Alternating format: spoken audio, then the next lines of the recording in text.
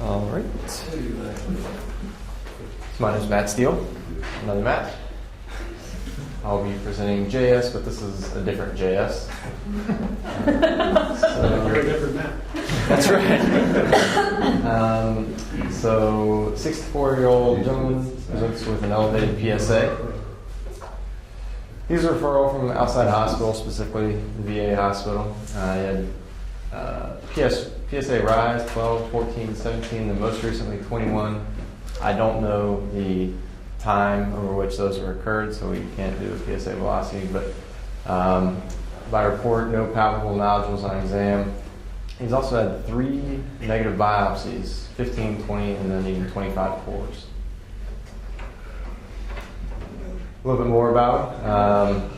Relatively healthy otherwise, hypertension, arthritis, hyperlipidemia, some VA post-traumatic stress disorder, past surgical history, just the biopsies and his gallbladder. Social history, 48 factory smoker, family history, no GU malignancies. Review systems. Physical exam, vitals are unremarkable. His prostate was actually relatively small, slightly tender, nothing terribly remarkable, no nodules, no asymmetry. Medications and allergies. So we have a 64-year-old male with rising PSA, 3 negative prostate biopsies. How big was the gland? Don't know. It wasn't commented on in the note, and we don't have any of the records from those biopsies. Does it feel I don't have. Huge gland by rectal exam or not? No. This is the bane of all of our existences. I'm happier if the PSA is flat rather than rising. The negative biopsies, I don't like to biopsy within 1 year, so I assume this is played out over 3 years, or is it a tighter time frame than that, or you just don't know? I'm not sure.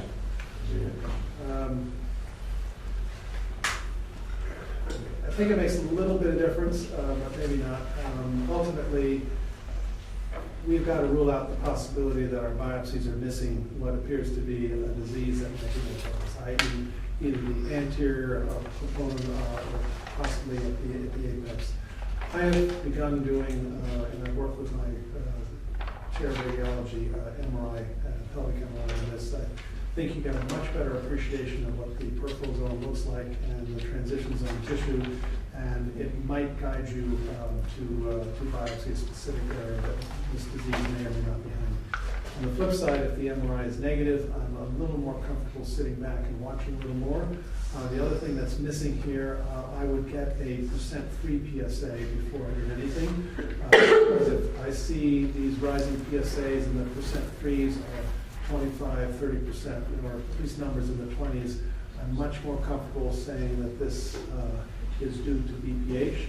I'd also like to know the timing. If this was 3 rises over 5 to 7 years, I'm already much more comfortable if you're telling me it's over the last 2 years.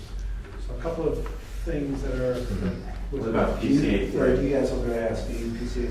I have not been in the literature right now. Is bad, and I've talked to a lot of the folks who use a lot Valcarb, et cetera, and they all basically say it's a 50-50. It's kind of like a plasticine scan, which had promise, but I think is fading. So the answer is no. I'm a little more confident on % free PSA, but I don't hold my hat on that. But like everything else, we're all grasping at something. We're going to MRI around here big time. Yeah, that's what we think. Especially if you have a high test, you can't just use an MRI. You got to have a really good first one. Well, and I've worked with some folks at University College. Claire Allen, I don't know if you're Claire Allen, is the radiologist at University College London, who's probably all she does is MRI of the prostate. And that's how specialized they've gotten this. I actually went over to work with her for about a month and took their actual protocol, brought it back to my radiologist at UConn, made them follow all the sequences, their 80 sometimes, et cetera, and to really try to hone in on that, because there's a bit of an art to this. One of our former residents is with her right now. He's unfathomable. We're going to go far and do what UC's with her right now doing that for focus.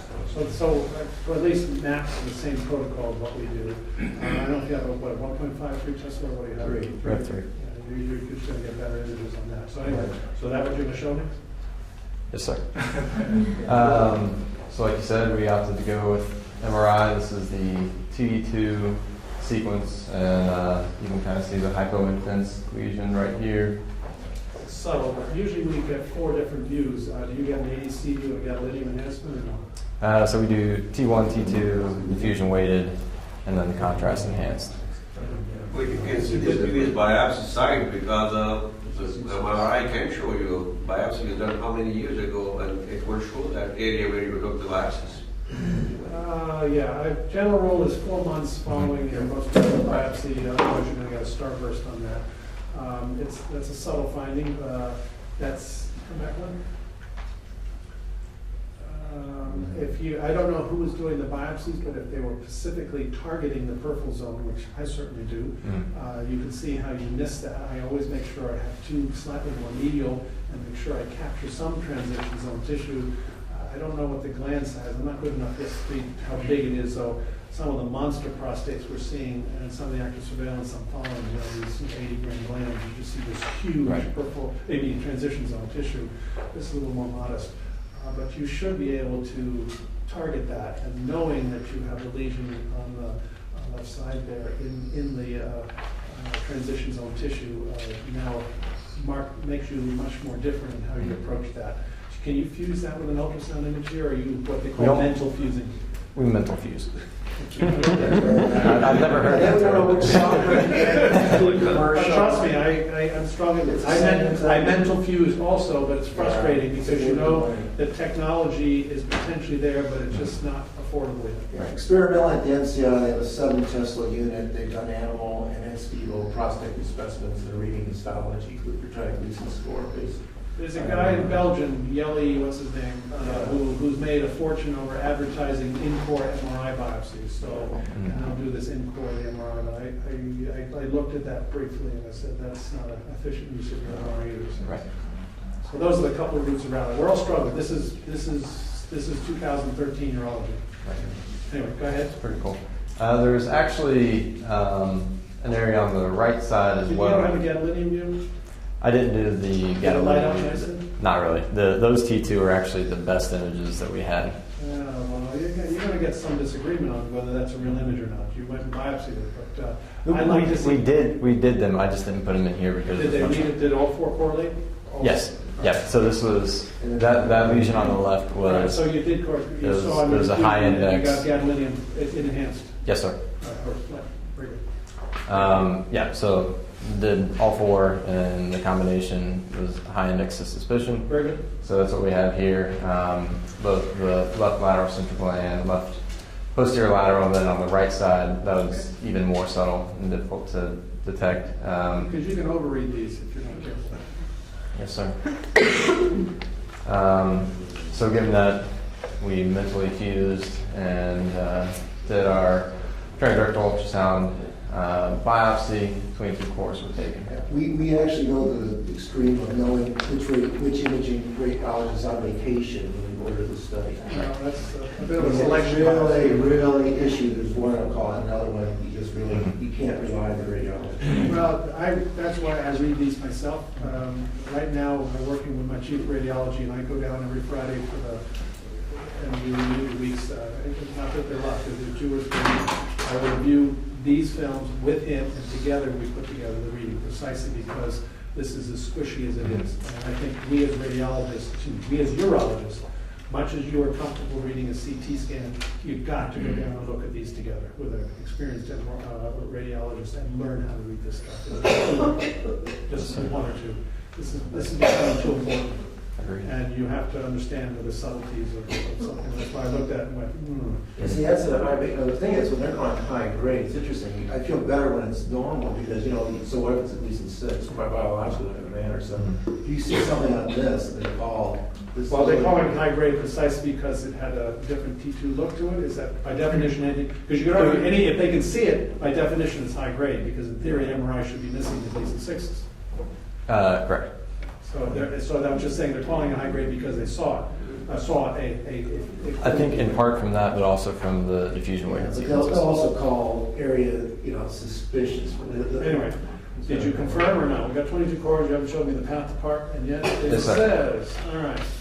So from that lesion, Gleason 4+3, 20% of the tissue taken. The other one on the left side was some BPH, but then on the right side, 4+3, and that was only 5% of the tissue. See, this is making us nervous when they had 3 negative biopsies, and now you show bilateral disease based on target. And it just, we're seeing too much of it. Well, this is where, again, I'm having more concerns with our pathologists. Gleason 2s become 3s, Gleason 3s become 4, blah, blah, blah. And whenever I see 5% of the material, I'm also getting nervous. 20% I'm a little more comfortable. Right. That means I've got a substantial amount of tumor they're reading. So I'd go down and review these slides and make sure I'm comfortable, but I'm not surprised by this finding. Especially if when you were doing the biopsy, you shoved that needle a little farther into the prostate than you normally do, so you had a good transition zone biopsy, which I assume is what you did. Yes, sir. What was the size of the claim? Oops, sorry. I don't know the size of the plane. The reason I keep focusing on this, the idea that there is something to density, there is something to size and what you expect your PSAs and when you look at this stuff, because once you do enough MRIs, you begin to really appreciate how that transition zone is just pushing that peripheral zone out, and it still produces a component of PSA. Anyway, so you got your Gleason 7 off to the races? Yes, sir. All right. So we took it out, lymph node dissection, did fine. Final path? Yes, sir. So lymph nodes were negative. Is it on both sides? It was both sides, bilateral 4+46. 20% localized disease, let's hope he's cured. So this was recent, Yeah, so we don't have any further follow-up. and so I agree with you, the MRI we're struggling with, is it standard of care in 2013? I don't know, but it's getting close. Yeah, for It's getting close. negative biopsy rising PSA is pretty much what when they call it, not all, but the majority of positive. And are you using this for your active surveillance, or do you active surveillance here? And if So we do a fair amount of extra surveillance. Marcia, are you using these? I'm not doing, we're using some, but very selective. Doing what? Anytime it's MRI, PSA is MRI for active. I look at prostate volume and the PSA, and if it doesn't make sense, like if I get 5% of the total large prostate volume, it's Gleason 6. I feel better than one that's a very small prostate and the PSA is 21. I'm looking at these as if you are committing to active surveillance, you're committing to a long 5-10 year Yes. course. So now having a baseline for change is I think very useful. And I must admit, I had one patient who 2 years ago I put on active surveillance, got a baseline MRI, and all of a sudden his PSA started to take off. I mean, just, and I was concerned, got an MRI, clearly showed a new hypoechoic lesion, peripheral zone left side. Not subtle, pretty big. But this guy was a bit of an odd case who came to me initially and still wanted to continue active. Waited 3 more months before he finally, I said, we got to do something. And it is radically Gleason 9 disease. And his PSA after his radical was the same as it was pre-op. And we eventually found a metastatic lesion in his spine. Now, I think it was a new Gleason 9 tumor, which, because I have an MRI to prove there was nothing Gleason 6 within 2 years, a Gleason 9 and a hypoechoic lesion. And so I'm beginning to say, document, if anyone active surveillance, I want a baseline, and if I'm struggling with PSA change, I'd like to see if there's a change on MRI, because that to me is the ballgame. So I had a patient who moved here from elsewhere and brought his prostate MRI with him, Yeah. so I could continue his active surveillance with his abscess. So they're doing that now. They're bringing a CD-ROM with a prostate MRI for comparison. The real study I want to see, I don't know if there's anybody knows there ain't going on in the country, is MRI versus a repeat biopsy. If you get MRI and you don't see a lesion, I'm comfortable not rebiopsying those people because the danger of biopsy. I think we stop biopsy. If you got a normal MRI continuously, I'm not sure they don't have any data. Lori Klotz has got a protocol. Okay, so he's doing it because I really want to see that. Like Mark Emberton with Claire Allen is also claiming they're tracking this. Though, as I said, I'm a little more nervous. I don't think it's quite as clean as we think it is. But Lori, I know, has got a study going, and Claire Allen and Mark Emberton have got something. And this is one of the dangers, your case, and one of the reasons why I think focal therapy in this HIFU is going to be a problem. The ones you don't need it are gonna get it, but you're gonna overtreat a lot of people and. You're gonna overtreat a lot, and you're gonna. Undertreat the ones you Yeah, do. the ones that are doing radicals on, they'll find a lot of cancer after HIFU. I think HIFU, the ones that should be treated, are the ones you're gonna not do well by treatment. Do some radiology, do on the MRI biopsy of the prostate, because I understood that they have a special MRI equipment that they can do that thing. Yeah, it's an in-core biopsy. In fact, they'll be happy to sell you a kit. The MRI guys already come by to try to sell me the kit. The trouble is, it takes 45 minutes in your MRI unit, and I don't think anyone can afford that amount of time. The problem with the prostate, it could be hyperechoic, isoechoic, and hypoechoic, and it's very difficult unless you have I think a radiologist has to be the best person to do an MRI, the thing of biopsy. Who's next? Can I ask one question? What are you doing with patients that are asking for